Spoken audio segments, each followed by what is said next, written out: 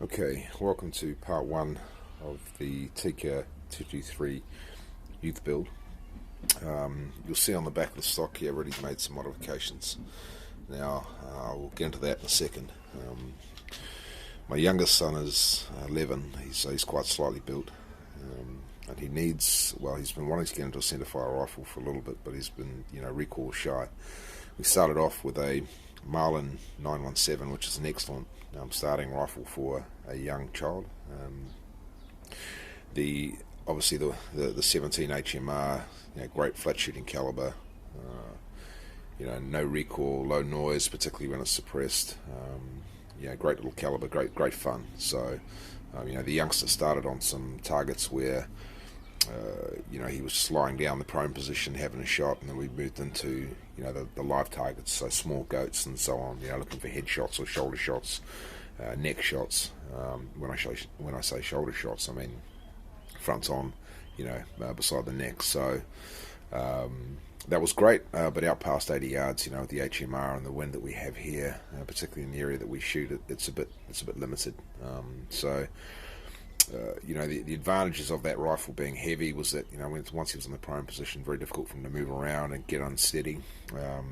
The disadvantage, of course, is that it's heavy for him to carry, heavy for him to maneuver, but all in all, great starting rifle. So here we are with the, I've managed to buy a Tikka second-hand 223 with an 8-twist barrel. Pretty happy with that. But the stock, it was just way too long. So what I did was I just got on the old drop saw, and I chopped off the back end. Now you can see there that that where the screws go in to hold on the recoil pad, which is a significant size recoil pad for a 223, way too big. They run all the way down. Now those bars that are on there, as you can see there, when that focuses, if it ever focuses, they run all the way down to about here, so they're integral to the stock. So when you chop the stock like this, those mounting holes run all the way down. There's no hole in them, but you can obviously thread it to make a hole. Now I've done that. I've got a Pacmire decelerator pad here, grind to fit, which I've already chopped and fitted.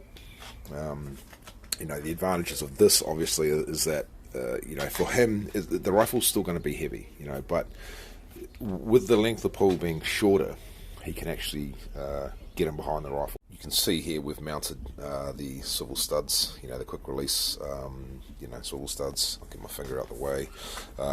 At both ends, obviously, so he can carry it. The biathlon sling makes a huge difference to children, like the ability to carry the rifle comfortably is part of the enjoyment of doing what we do. We're not going to be going on long walks, maybe 1 or 2 hours max. I'll have a pack, and so whatever we need for those short trips, no dramas. So all this does is enable him to have that ownership of looking after his rifle, making sure it's clear, teaching him the safety aspects of having a rifle, and being able to carry it for himself. It's not all about Dad carrying both rifles when we go for a hunt. So he's an independent young man who really wants his own rifle, wants it to be his.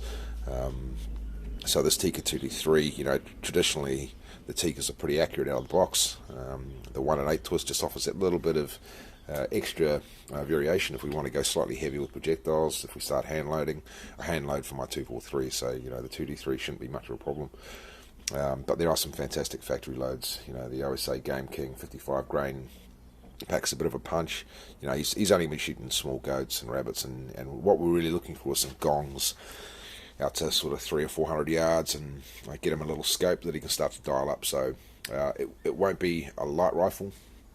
It's just been modified to fit a youngster, and we'll be able to make that grow as he gets older. There's a spacer here, which came with the Pacmire pad. So it's not a huge amount of spacer there, but at least you can add it in.